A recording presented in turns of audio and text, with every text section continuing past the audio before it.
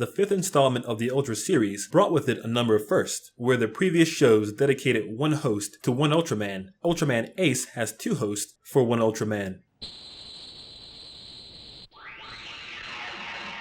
In addition to doubling the number of hosts, Ultraman Ace broke new ground by introducing the first female Ultra host, and broke it yet again by removing her about halfway into the show. Next, the show represented a significant tonal shift for the series, embracing the superhero and fantasy-oriented trends of its time, as opposed to the sci-fi and mystery leanings of the previous Ultra shows. This was a reaction to the massive popularity of Kamen Rider, a show that debuted around the same time as Return of Ultraman and was still on the air when Ultraman Ace made its debut in spring 1972. One example of this influence was the inclusion of a reoccurring antagonist, Yapul, the mastermind behind the latest wave of monster attacks. But his monsters weren't ordinary monsters.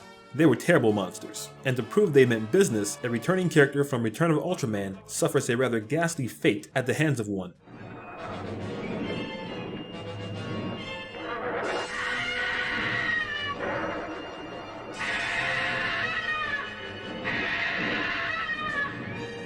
Finally, Ultraman Ace took greater advantage of the shared continuity concept started in Return of Ultraman, because while Return of Ultraman got the ball rolling, it was still mostly a self-contained story. However, Ultraman Ace featured more team-ups between the Ultra brothers, adhered more to an overarching narrative, and introduced the Father of Ultra. But let's put that aside for now. This video is about the insanity of the fights in Ultraman Ace. Not too long ago, I had you guys and girls share your favorite fights, and many of you cited the fight with Ace Killer in episode 14. Yes, the surrounding circumstances are interesting. There's the crucified Ultra brothers, the spooky smoky environment, and the idea of an enemy having the powers of the other Ultras has potential and certainly raises the stakes for the lone Ultra brother who has to face that enemy. But the fight itself is a rather mundane affair and not even the best fight in either episode of its 2-part special. That honor belongs to the rain-soaked Tokyo battle of episode 13, where there's a lot more happening.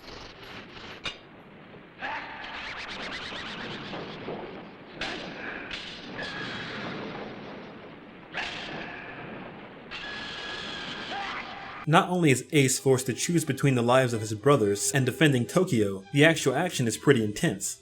It's filled with rain, thunder, it's hyperactive, and has the absurdity one should expect from this show. Of course, a lot of this isn't anything new to the Ultra series, but Ultraman Ace doubles down and delivers it in spades. For example, the hyperactive action. This is something started in Return of Ultraman and was carried over into the show. Same with the low-angle flips, jumps, and kicks, but here they're fancier and happen more frequently, which is a taste of how Ultraman Ace takes things to new levels. Eager to entertain the viewer, the gloves come off and the show spends a great deal of time in a fever dream-like anything goes state. Reversed footage, sped up footage, and high energy action all contributes to a sense of zaniness. And naturally, there's still plenty of decapitations.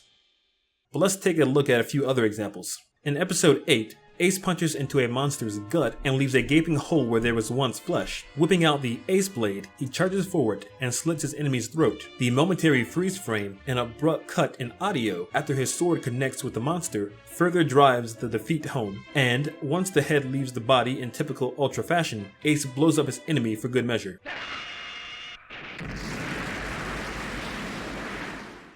Other uses of weapons include the flaming sword in episode 39, trees in episode 46, and the double-ended spear which Ace uses to impale a monster in episode 9. And here I like to take a moment to discuss the dramatic note that last fight ends on. The disappearing tricks of the enemy has worn thin, and Ace quickly determines the location of his enemy. He charges towards his invisible foe with the spear, and the music comes to an abrupt end when the spear connects with the monster's now visible body. The viewer is left with this interesting composition, the beeping color timer, and finally, the defeated monster hitting the earth.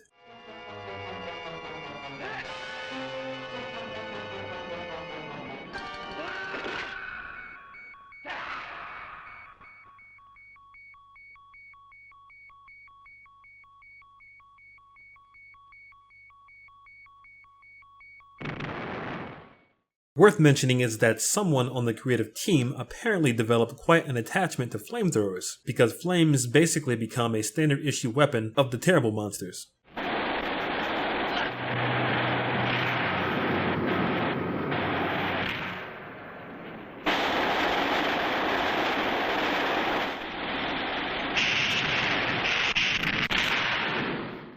Another highlight is whenever Ace showcases his sumo skills, like in episode 15, where he leaves his opponent bewildered for a moment, before it eventually follows suit.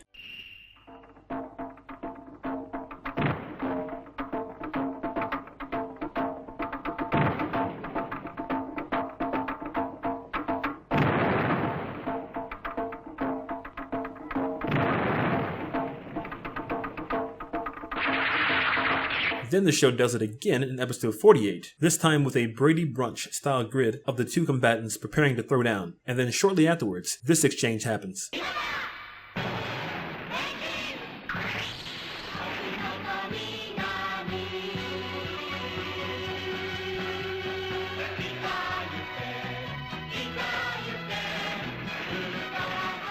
Episode 4 features a monster whose actions are dictated by the illustrations of a deranged artist. The artist has to draw the action in order for it to happen, and that is of course taken advantage of in the climax. The blend of the battle fanfare music and slow motion scenes of the artist struggling to keep up with the pace of the fight makes for a striking contrast. And since the lives of man and monster are connected, when one suffers a harsh fate, the other experiences something similar.